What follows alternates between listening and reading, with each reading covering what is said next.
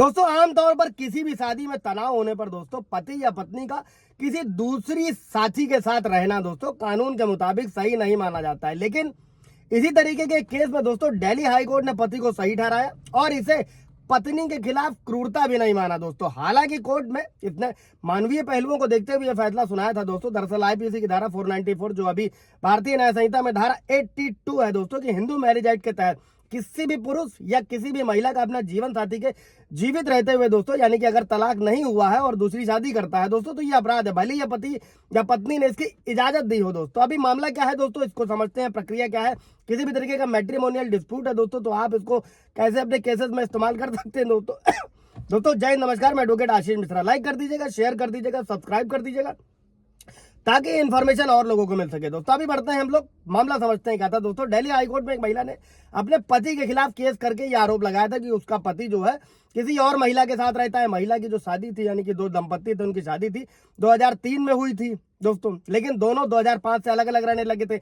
वहीं पति ने आरोप लगाया कि पत्नी ने उसके साथ क्रुएल्टी करी है और अपने भाई और रिश्तेदारों से उसकी पिटाई करवाई है, जो अमूमन हम लोग देखते हैं ये होता भी है दोस्तों। और इस मामले में जो केस करने वाली पत्नी थी उसने अपने पति और ससुराल वालों पर भी आरोप लगाया कि कई सारी डिमांड करी गई। उसने आरोप में ये भी कहा कि उसके साथ ने उसको कुछ दवाइयां ये आश्वासन दी थी कि लड़का पैदा होगा, लेकिन उनका मकसद उसका गर्भपात कराना था दोस्तों। हालांकि जोड़े के दो बेटे हैं दोस्तों और अदालत ने ऐसा फैसला क्यों सुनाया दोस्तों, केस की सुनवाई के दौरान दोस्तों ये सब सामने आया था कि दोनों ही यानी कि दोनों जो दंपत्ति हैं वो कई सालों से अलग रह रहे हैं दोस्तों और इस दौरान पति किसी दूसरी महिला के साथ रहने लगा। ऐसे में दिल्ली हाई कोर्ट ने यह फैसला सुनाया कि अगर कोई जोड़ा लंबे समय तक एक दूसरे के साथ नहीं रहता है और उन दोनों के फिर से मिलने की कोई संभावना नहीं है और इन हालातों के बीच में दोस्तों अगर पति किसी अन्य महिला के साथ सुकून और शांति से रहने लगा है तो इसे क्रुएल्टी नहीं कहा जा सकता है दोस्तों। मैंने भी आप लोगों को कई बार बताया है, अगर पत्नियों के लिए तलाक लेना बहुत आसान है, पतियों के लिए बहुत मुश्किल होता है।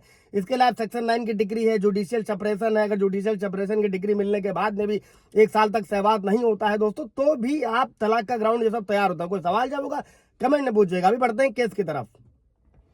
तो दोस्तों कोर्ट ने फैसला सुनाते हुए ये कहा था कि भले ही ये स्वीकार कर लिया जाए कि तलाक की याचिका लंबित रहने के दौरान प्रतिवादी यानी कि जो पति था उसने दूसरी महिला के साथ रहने शुरू कर दिया और उसके 2 बेटे हैं, इसे अपने आप में इस मामले की परिस्थितियों में क्रूरता नहीं कहा जा सकता है। जब दोनों पक्ष 2005 से साथ नहीं रह रहे हैं और अलग होने के इतने लंबे सालों के बाद में दोस्तों पुनर्मिलन की भी कोई संभावना नहीं और पति को किसी अन्य महिला के साथ रहेगा अगर शांति सुकून मिलता है तो उसे क्रुएल्टी नहीं कहा जाएगा। और साथ ही इस मामले में यह भी कहा गया कि पति को संबंधित महिला और उसके बच्चों को भुगतान देना होगा दोस्तों।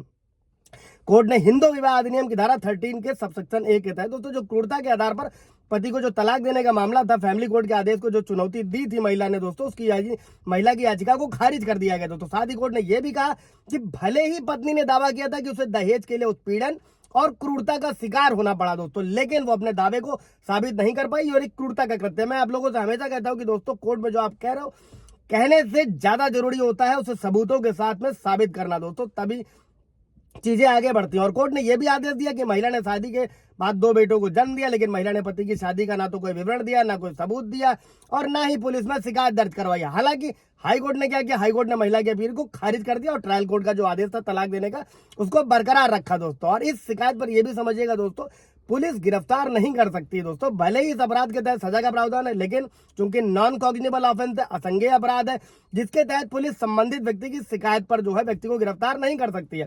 करना क्या होता है, इस अपराध को जो है परिवाद के तौर पर कोर्ट में पेश करना होता है। अगर पति या पत्नी दूसरी शादी कर लेते हैं तो ऐसे मामलों में पति या पत्नी ही शिकायत कर सकते हैं, उनके परिवार का कोई अन्य सदस्य इस तरह की शिकायत करने का हकदार नहीं होता है दोस्तों। और कानून के तहत ऐसे मामलों में दूसरी पत्नी और उसके बच्चे भी भरण पोषण का अधिकार रखते हैं और अपने पिता की संपत्ति में भी अधिकार रखते हैं दोस्तों। ये सारा पूरा ब्यौरा है। अगर कोई सवाल जवाब होगा तो कमेंट में पूछेगा। Thank you.